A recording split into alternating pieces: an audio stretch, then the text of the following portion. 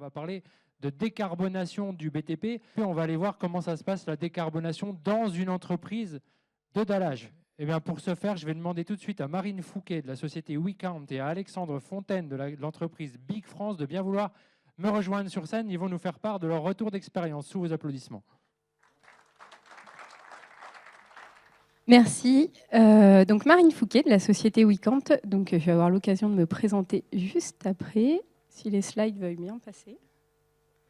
Ah. Ok.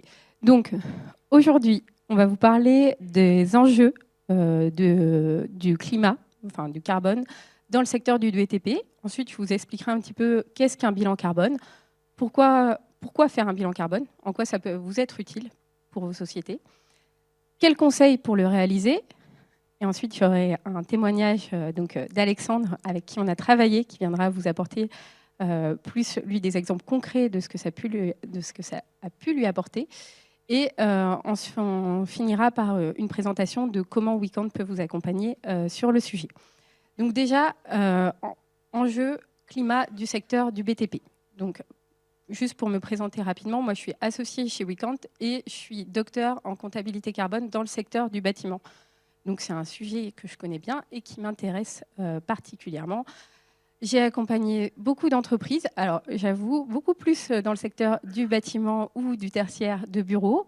Sur la partie industrielle, on voit que ça commence à venir, j'y viendrai tout à l'heure, mais le secteur, on va dire, est légèrement plus en retard que le logement et le tertiaire qui, via les réglementations, drive un petit peu en fait, là où on va aujourd'hui.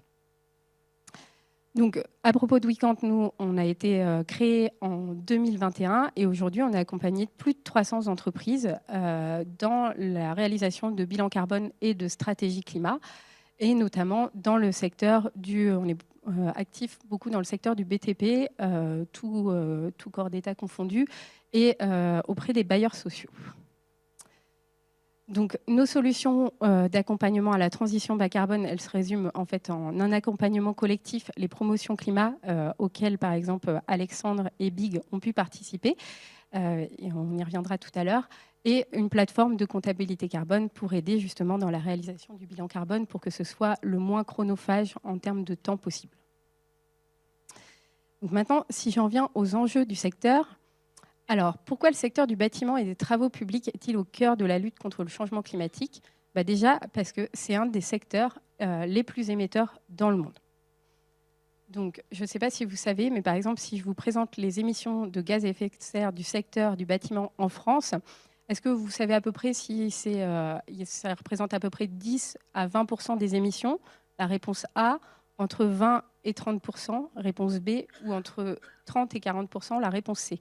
Vous pouvez voter à main levée. Qui est pour la réponse A dans la salle? Qui pense que c'est la réponse A? Donc, une personne se mouille. La réponse B? Ah, là, j'ai un peu plus de mains levées. Et la réponse C, du coup? Donc, la majorité de la salle pense que c'est la réponse C. Et la réalité, c'est que en fait, c'est à la réponse B si on prend seulement la partie consommation énergétique. Mais du coup, ce n'est pas forcément ce qui nous intéresse aujourd'hui parce que ce n'est pas votre cœur d'activité. Nous, ce qui nous intéresse plutôt, c'est en fait entre 30 et 40%, donc on rajoute à peu près 10% quand on prend en compte la construction. Et ça, c'était un peu l'oublié jusqu'à maintenant. Quand on parlait d'empreinte carbone du bâtiment, on parlait surtout de ce qu'on voit en rouge et jaune ici, qui est l'exploitation des bâtiments. Combien ça coûte de chauffer un bâtiment en fait, en utilisant du gaz ou de l'électricité. Donc, c'était ce qu'on avait l'habitude de regarder. Mais en fait, ce qu'on oublie souvent, c'est que quand on présente les émissions de gaz à effet de serre de la France, on présente toute une partie industrie. Et dans cette partie industrie se cache également en fait, une partie liée au bâtiment, qui est liée en fait, aux matériaux et aux équipements de construction, qui représente aujourd'hui 50 mégatonnes de CO2. Et c'est quelque chose qui est en train d'être regardé en tout cas par les pouvoirs publics. Donc la construction neuve aujourd'hui, c'est 80% de ces émissions liées aux produits de construction et équipements et seulement 20% pour la rénovation. Et la particularité de ces émissions, c'est qu'elles ont lieu à 80% sur le territoire français.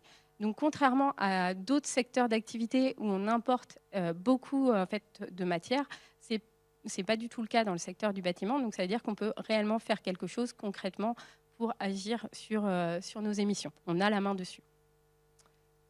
Le deuxième point, c'est que c'est un secteur qui doit anticiper les risques liés au changement climatique, parce que le BTP est un secteur à risque. Donc, par exemple, des exemples de risques physiques, il y a de la réduction, enfin, si on prend de l'exemple vraiment lié à des sols industriels, c'est pas pareil de couler une dalle quand il fait très chaud, en fait, que quand on est dans des situations normales de chaleur. Et en plus, en fait, aujourd'hui, dans les usines, on se rend compte qu'avec les vagues de chaleur, il fait de plus en plus chaud, ce qui fait que les infrastructures sont plus à risque. Donc, ça peut aller de réduction de la résistance à fissures provoquées par des fortes chaleurs. Et après, il y a aussi comment on gère la partie, cette fois plutôt vague de chaleur, adaptation du travail, report d'activité. Typiquement, truc très très bête, mais il y a des clients avec qui on a travaillé qui, suite à leur bilan carbone et à leur réflexion sur les sujets, ont arrêté d'imposer des RTT pendant l'hiver pour imposer des RTT plutôt pendant les vagues de chaleur. Parce qu'en fait, ils se rendaient compte que finalement, ils n'avaient jamais d'interruption de chantier en hiver, alors qu'ils en avaient en été. Donc ça, c'est vraiment quelque chose de très facile à mettre en place et qui est très réaliste par rapport à l'activité.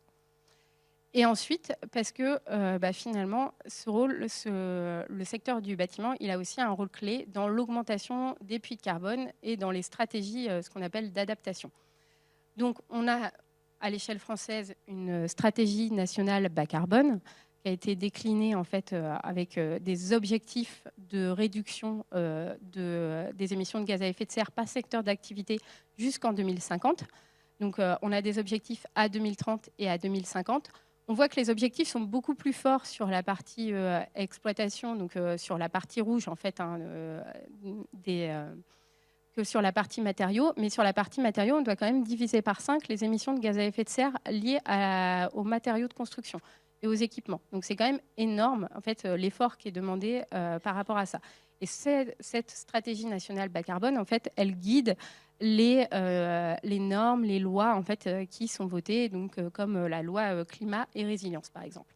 Et donc, les grands leviers qu'elle a identifiés pour atteindre nos objectifs, c'est 3 principaux leviers. Donc, c'est réduire les consommations du secteur. Donc, ça, c'est de la sobriété et un changement de vecteur énergétique.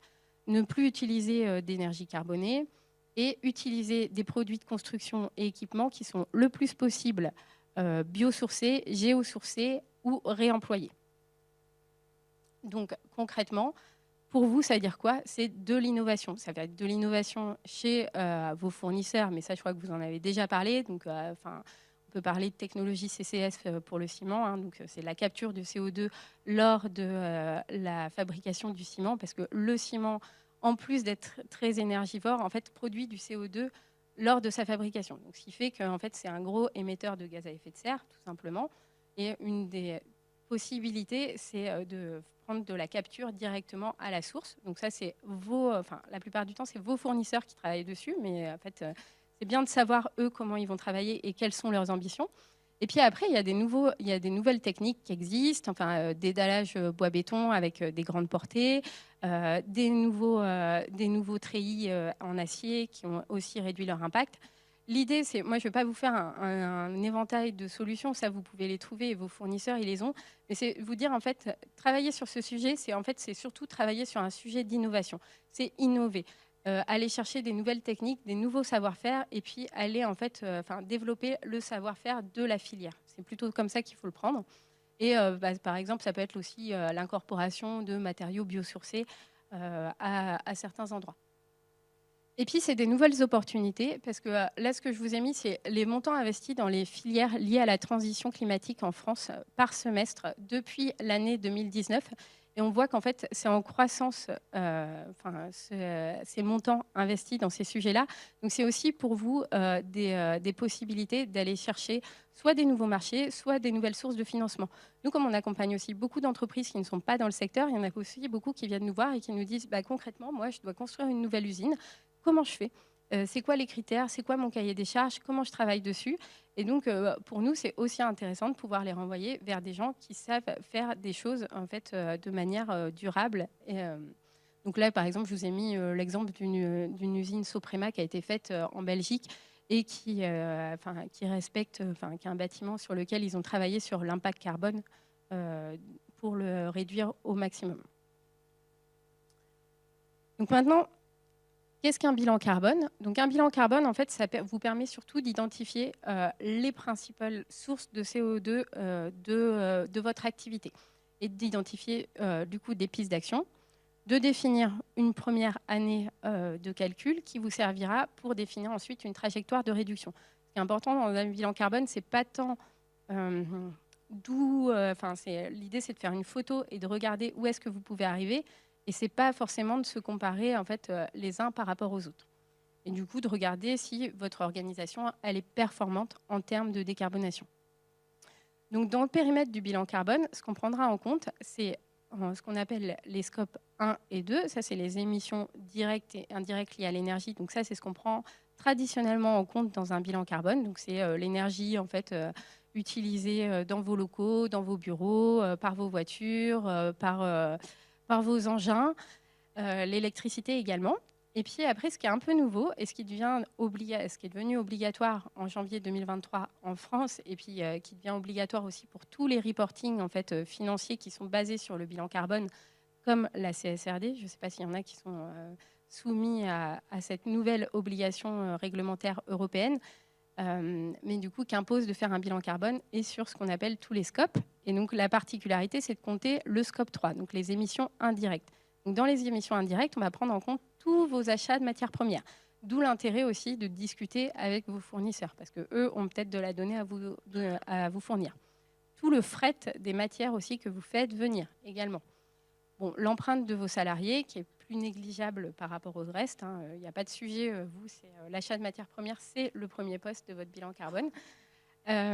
Ensuite, les immobilisations de vos bureaux et les déplacements domicile-travail et professionnels. Et puis après, en aval, du coup, le fret aval, mais surtout aussi tous les déchets et fins de vie de vos chantiers, en fait, qui pèsent aussi assez lourd. Donc, après, ça peut entraîner à travailler sur des sujets d'économie circulaire, par exemple. Et quelques petites notions à se rappeler quand on parle d'un bilan carbone, c'est qu'il faut bien réfléchir au périmètre. En fait, il faut être transparent, le plus possible quand on fait un bilan carbone sur jusqu'où on va. Parce que en fait, vous voyez que si on prend en compte tous vos fournisseurs et tout votre fret, on peut remonter très très loin. Le but, c'est pas d'un bilan carbone, c'est pas de faire l'exercice le plus précis et de compter en fait absolument, à la tonne, la virgule de tonne de CO2 près. L'important, c'est d'avoir le 80-20. C'est de voir là où vous pouvez vraiment faire quelque chose. Et donc, c'est important de bien définir une frontière qui est réalisable par rapport à votre activité. Le but, c'est pas d'y passer des années, ça ne sert à rien. De se focaliser sur là où vous pouvez réellement avoir un impact, sur ce qu'on appelle des émissions plutôt significatives. Et puis de prendre en compte l'incertitude, parce qu'il y a forcément de l'incertitude, parce qu'en fait, c'est des données que vous n'avez pas l'habitude de collecter. Et donc d'accepter cette incertitude, de la renseigner et de la suivre dans le temps, en fait. Et puis la transparence. C'est important de documenter ses choix. Ça, Alexandre, je pense qu'il faudra vous le dire, mais parce que ça facilite la réalisation du bilan carbone sur les autres années. Et donc, à garder en tête, le premier bilan carbone, c'est le plus complexe. Et par contre, c'est un exercice qu'on affine au fur et à mesure du temps. Et donc, pourquoi réaliser un bilan carbone ? Aujourd'hui, nous, dans nos clients, il y a plusieurs raisons pour lesquelles les gens se lancent. Donc, une des raisons, ça peut être, par exemple, la partie réglementaire. Ça, toutes les boîtes qui sont obligées, comme je le disais, par exemple, par la CSRD, doivent faire un bilan carbone. Donc, il y en a beaucoup qui se lancent pour ces raisons-là. Après, ça peut être aussi par conviction de la direction et des équipes.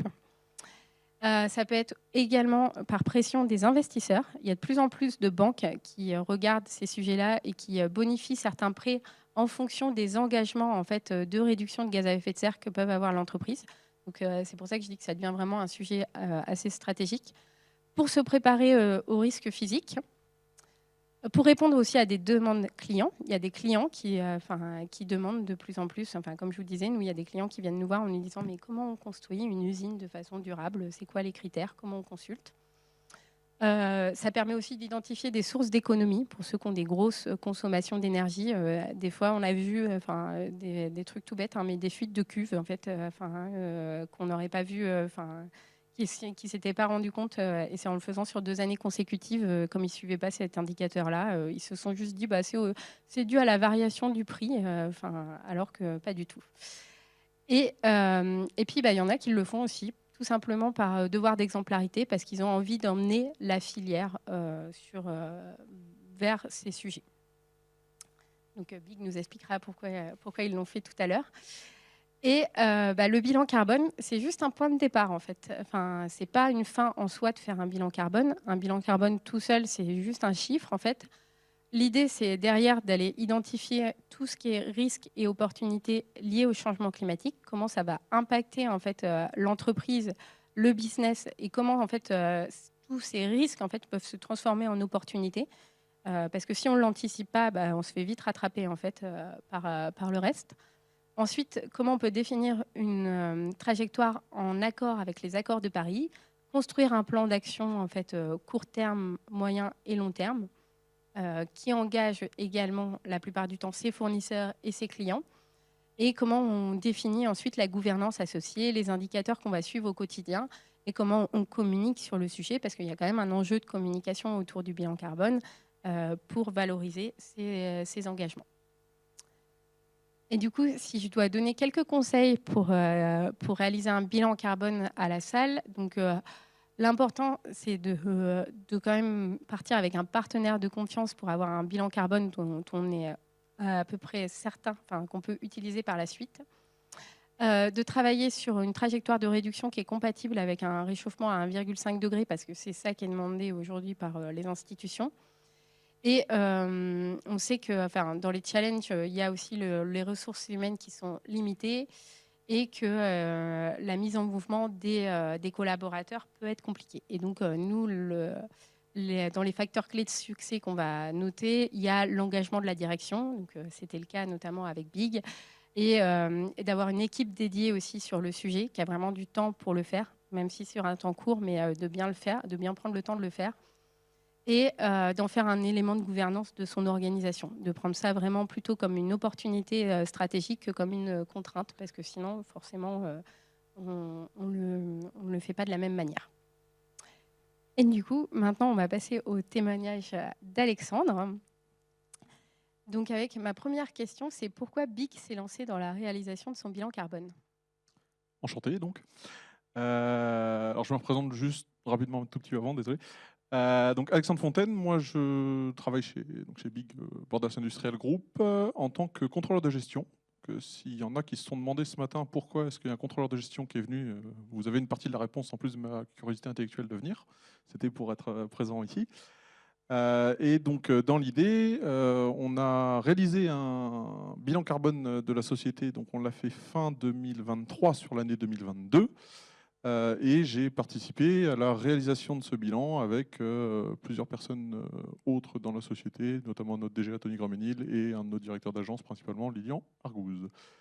On s'est lancé dans la réalisation d'un bilan carbone parce que, comment dire ça, on ne voulait pas se retrouver face à un mur. On savait qu'à un moment donné, c'était des enjeux importants, aussi bien pour nous en tant qu'entreprise, pour l'humanité si on va loin, mais aussi pour la profession et tout ce qui peut englober. Et on n'avait pas envie de se retrouver face au mur et qu'un jour, entre guillemets, ça s'impose à nous, qu'on n'ait pas le choix et qu'on n'arrive pas à anticiper.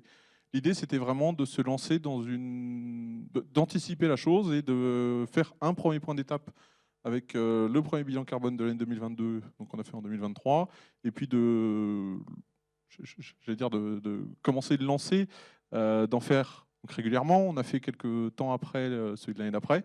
Donc on a fait ça début 2024. Le premier a été, ce que disait un peu Marine tout à l'heure, dans la souffrance, mais c'est celui qui a demandé le plus d'investissement.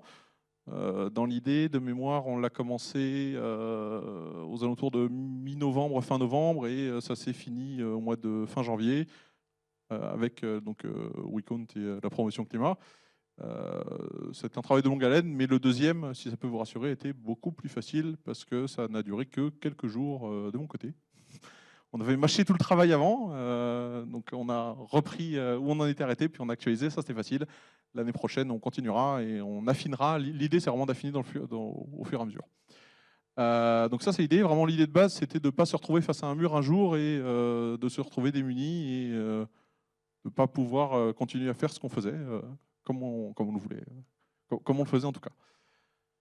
Voilà l'idée. Puis l'idée, c'est vraiment de lancer une perspective, en tout cas. Merci. Et du coup, en termes d'organisation, vous y étiez 3 justement. Comment vous vous êtes un peu organisés tous les 3? C'est ça. Donc on était 3 principales, plus certaines personnes qui ont gravité autour au fur et à mesure du temps. On s'est organisé. L'idée de base pour l'organisation, c'était de regrouper des personnes qui ont des connaissances différentes et des points de vue différents sur l'entreprise. Donc on avait, moi sur la partie financière pure, récupérer les chiffres, etc. C'est mon cœur de métier, ça nous a bien aidé, beaucoup aidé au moment de la réalisation pure. Et puis on avait vraiment des experts métiers d'une certaine manière qui permettaient d'apporter un œil critique et quand il y a eu des décisions, parce qu'il y a des partis pris à prendre, il y a des choix à faire, apporte ce point de vue qui permet de justement prendre typiquement le facteur d'émission, comme ça il sera mieux calculé comme ça, c'est plus représentatif, ça représente mieux ce qu'on a le cœur de l'activité. Que vraiment l'idée c'était de croiser les points de vue. Donc tous les 3, comme je disais, ça a duré de à peu près mi-novembre à fin janvier. On a fait plusieurs choses. On avait typiquement des réunions régulières, 1 à 2 heures par semaine pour travailler sur le sujet parce que c'était assez intense. Excusez-moi. Et après, il y avait tout un très gros travail de récupération de la donnée. Alors dans un premier temps, ça peut faire peur parce qu'il y a beaucoup de données à récupérer. L'avantage d'avoir des données à peu près organisées et de pouvoir récupérer, ça nous a beaucoup aidé. Et de documenter aussi ce qu'on a pris, qu'est-ce qu'on a pris, comment on l'a pris, pourquoi on l'a pris et où est-ce que c'était, pour pouvoir faire le deuxième beaucoup plus facilement. Une fois que je savais où étaient les données, c'était bien plus simple.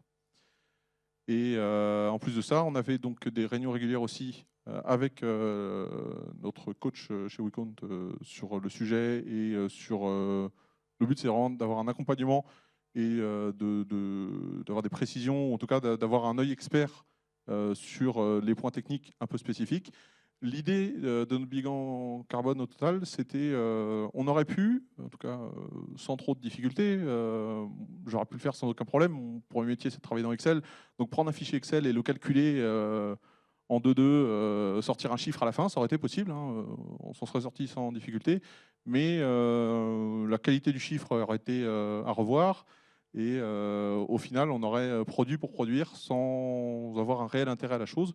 Donc l'idée, c'était de se faire accompagner et d'avoir une formation, en tout cas oui, le mot-clé, c'est formation, de se faire former sur ces enjeux et sur les spécificités et les points clés, et d'avoir un œil externe de sociétés qui ne font quasiment que ça sur le sujet. Et qu'est-ce que ça t'a apporté justement aussi d'être dans une démarche collective par la promotion climat, c'est le côté formation, mais c'est aussi le côté collectif sur le sujet. Est-ce que ça vous a aidé? Alors ça, c'est, je reviens à ce que je disais tout petit peu au-dessus.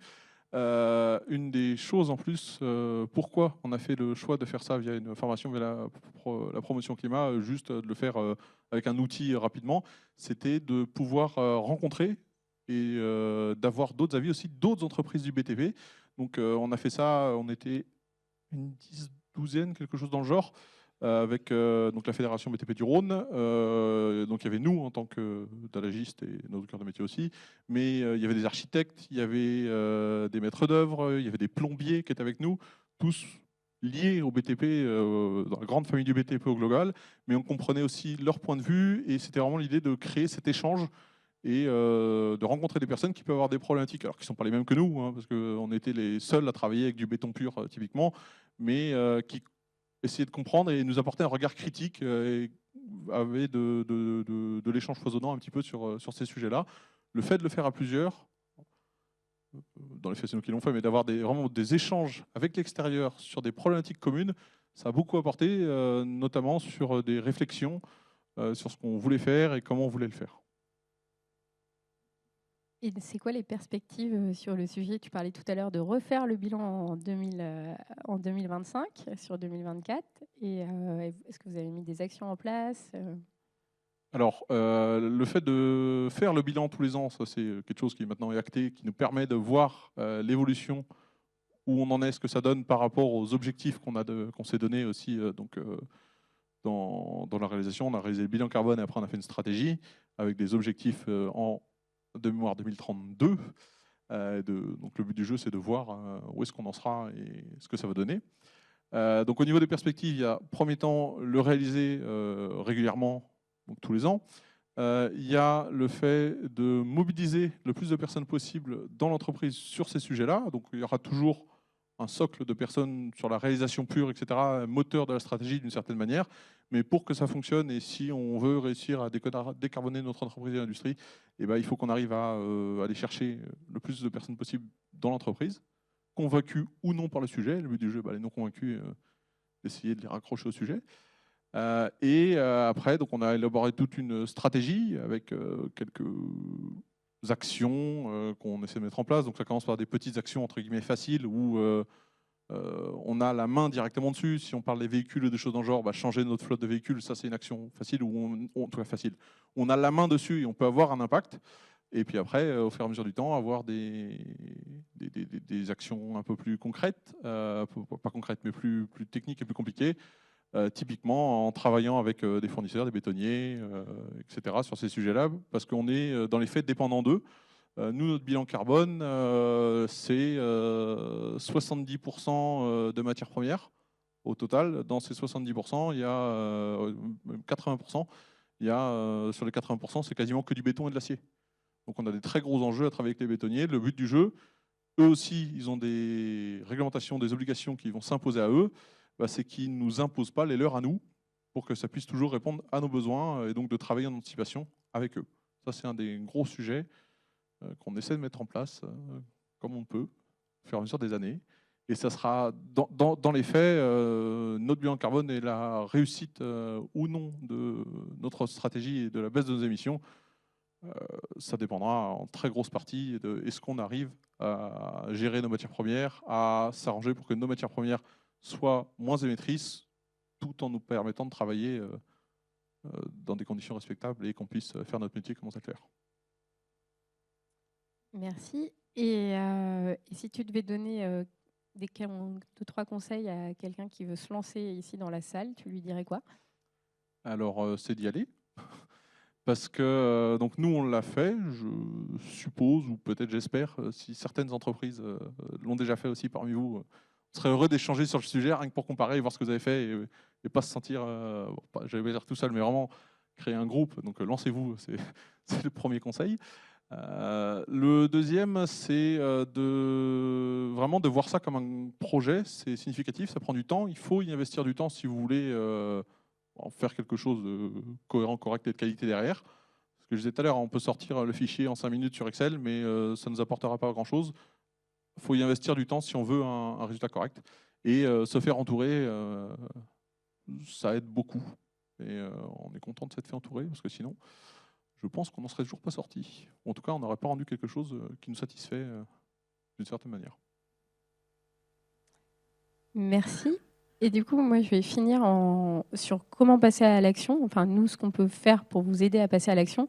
Donc, comme vous l'avez compris, nous, on est spécialisés dans l'idée de proposer des programmes d'accompagnement, de formation collectif à la réalisation de bilan carbone et stratégie climat. On lance un futur programme le 26 septembre avec 10 entreprises du BTP. C'est un programme qui dure 4 mois. Le but, c'est que c'est un temps qui est assez court, comme l'a dit Alexandre, mais c'est assez intense. Et justement, c'est voulu. C'est notre objectif, c'est que vous y passiez finalement le moins de temps possible, parce que plus vous étalez dans le temps, plus on sait que ça va durer, alors qu'en fait, concrètement, c'est pas votre cœur d'activité de faire ça. Donc, le moins de temps possible vous y passez, le mieux c'est. Mais en même temps, ça vous permet quand même d'avoir un bilan carbone qui est robuste et de bien comprendre ce que vous faites pour bien l'intégrer dans votre stratégie d'entreprise et de former vos équipes sur le sujet pour qu'ils puissent le refaire plus tard. Donc du coup, en fait, à l'échelle de l'entreprise, c'est vraiment de faire son bilan carbone, réaliser une stratégie climat, d'identifier ses risques et opportunités liés au changement climatique, d'anticiper les réglementations. Et puis à l'échelle du secteur aussi, c'est comme on peut le faire aujourd'hui, c'est en fait valoriser l'engagement de Big et puis de partager des bonnes pratiques en fait, concrètement tous ensemble. Et du coup, les 4 piliers de notre méthode, c'est vraiment du collectif, de la formation. Le collectif, c'est pour échanger des bonnes pratiques, des retours d'expérience. La formation, c'est pour vous donner des ordres de grandeur à l'échelle de votre secteur. C'est aussi de l'accompagnement individuel parce que chaque entreprise est spécifique et donc vous avez besoin, à un moment en fait, qu'on passe du temps seul avec vous. Enfin, on ne peut pas tout régler en collectif. Et puis la plateforme, parce que ça permet de garantir les calculs qui sont faits et la fiabilité et la robustesse du bilan carbone qui est fait derrière. Et donc la démarche, elle s'étale vraiment sur 4 mois avec en fait en Orange, on a 3 workshops en présentiel. D'ailleurs, je vois que les dates ne sont pas les bonnes, qui permettent de réaliser son bilan carbone, d'élaborer sur la première partie du programme, d'élaborer sa stratégie climat. Il y a des formations en visio pendant tout le temps du programme, toutes les semaines, et puis l'accompagnement individuel pour réaliser votre bilan carbone. Et à la fin du programme, vous avez un bilan carbone qui est certifié et votre stratégie climat et votre plan d'action.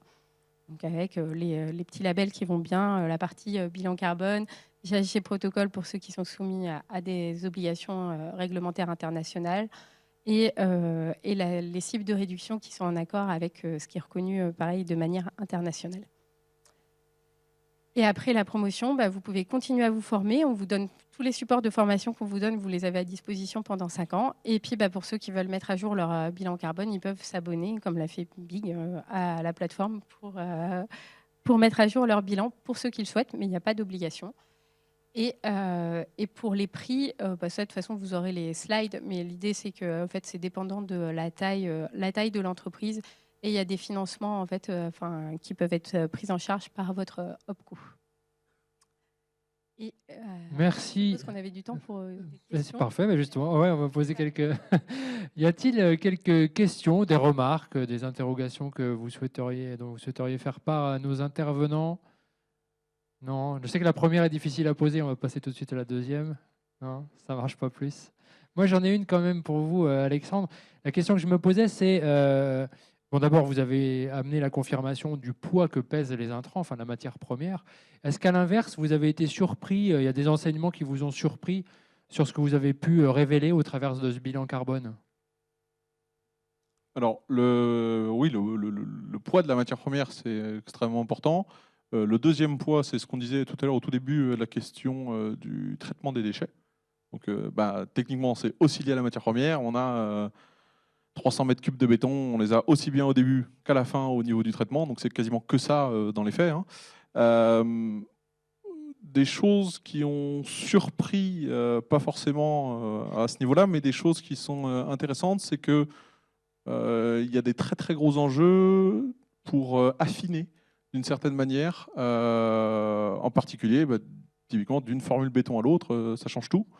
Et le fait de pouvoir les identifier, les suivre et après prendre le parti pris d'une certaine manière, tel type de béton aura tel impact au niveau du CO2, il y a des enjeux, des échanges intellectuels assez poussés à avoir qui reflètent derrière la qualité. Et dans tous les cas, il y aura de l'imprécision dans le bilan carbone, ça fait partie du jeu, mais d'essayer de la limiter le plus possible. Déjà, se poser les questions, ça permet de commencer à poser les piliers. Une question pour vous deux.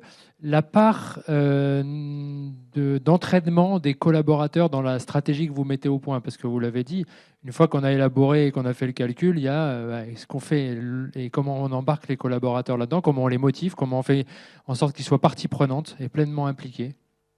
Alors la première chose, c'est si on veut qu'ils soient impliqués, c'est tout bête, mais les informer sur le sujet. Donc aussi bien informer sur le sens, on a fait un bilan carbone, voilà notre stratégie, voilà ce que ça va donner ou ce qu'on essaie de faire, et puis aussi les former d'une certaine manière à ces sujets-là.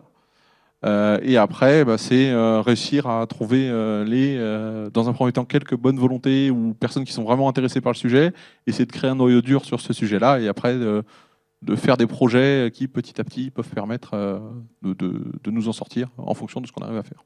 Marine, il y a des choses particulières à faire de ce point de vue-là, parce que vous avez un regard, on l'a vu tout à l'heure, très transversal sur le sujet. Oui, alors je pense qu'en effet, comme l'a dit Alexandre, c'est important de les former sur le sujet. Et après, c'est important aussi de comprendre que la plupart du temps, les enjeux liés à la décarbonation ne sont pas forcément des enjeux environnementaux. Et donc, il y a beaucoup de choses qui peuvent être faites, même si les gens ne sont pas du tout convaincus par le sujet en soi du bilan carbone. Et c'est plutôt comme ça qu'il faut les intéresser, ces collaborateurs. Typiquement, moi j'avais l'exemple d'une entreprise où leur dépôt était tout petit, donc il y avait beaucoup d'allers-retours chantier, en fait, dépôt pour aller chercher du matériel. Et la personne qui s'occupait de la partie logistique, transport chez eux, n'était pas forcément plus passionnée que ça par la partie environnementale. Par contre, en fait, travailler sur ce sujet-là, ça l'intéressait beaucoup. Et en fait, lui, ils lui ont dit, est-ce que toi, ça t'intéresse en fait d'essayer d'optimiser en fait ces flux-là? Lui, il était content d'avoir une nouvelle mission en fait qu'il trouvait intéressante. Et c'est comme ça qu'ils ont réussi à travailler sur la chose, même si le point clé, c'était pour réduire le bilan carbone, mais c'était pas ça lui qui le motivait. Et je pense que c'est important de comprendre ça, c'est qu'il y a plein de manières d'intéresser les collaborateurs en leur parlant plutôt d'innovation en fait, ou de nouvelles techniques de travail, nouvelle organisation, plutôt que de parler d'environnement, parce que c'est peut-être pas le sujet qui les passionne.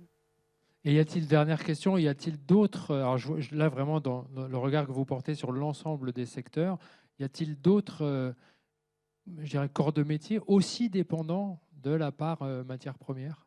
Ou est-ce que c'est vraiment très spécifique aux entreprises de dallage et plus globalement de gros œuvres?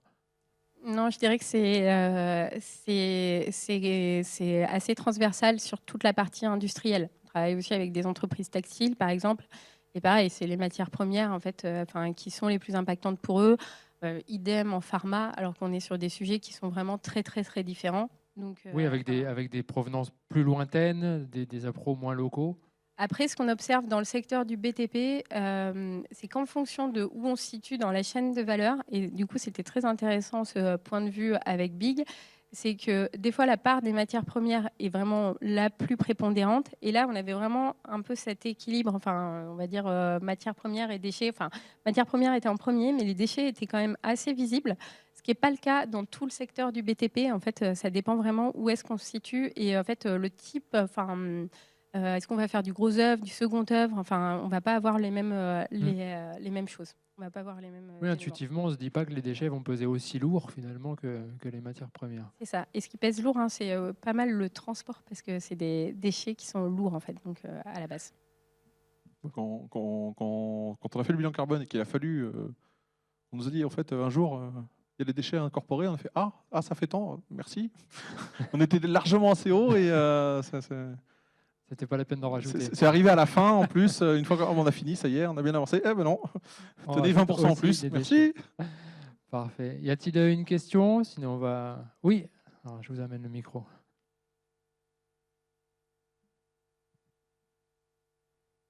Moi, j'ai Stéphane Charignon, Société Bécart. Je pense que ma question peut intéresser plusieurs entreprises dans la salle.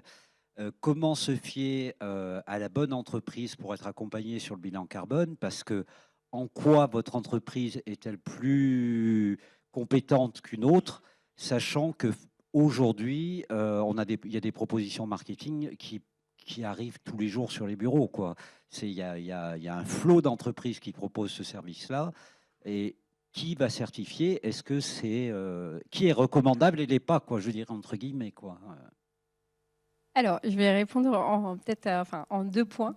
Alors, il y a des nous, on a des certifications, on peut adhérer à des associations professionnelles. En fait, donc ça, vous pouvez regarder si c'est des gens qui adhèrent, par exemple, à l'association Bilan Carbone ou à l'association des professionnels en conseil carbone, APCC. Ça, c'est des gages en fait de qualité. Donc ça, vous pouvez demander en fait à vos prestataires s'ils ont ces éléments-là. Ensuite, après, en effet, il y a plein d'offres et il y a plein de gens qui se diversifient sur le sujet. Et la réglementation fait qu'il va y avoir des audits, de plus en plus, et des certifications. Donc, ça n'existe pas encore. Les premières vont arriver justement en 2025. Donc, il y a des gens qui sont en train de se faire former sur le sujet. Donc, c'est en cours. Je dirais que dans 5 ans, je pourrais répondre réellement à cette question de manière correcte. Mais en attendant, tout ce que je peux vous dire, c'est regarder un peu à quelles associations professionnelles ils adhèrent Et puis, demandez-leur des retours clients. En fait, nous, dans nos prospections, on voit toujours des clients qui ne sont pas contents. Je pense que le mieux, c'est de discuter avec des anciens clients. Et on prend une dernière question s'il y en a une. Il n'y en a pas. Écoutez, on va vous remercier vraiment beaucoup pour votre intervention, votre retour d'expérience. Merci. C'était très riche. Merci Marine.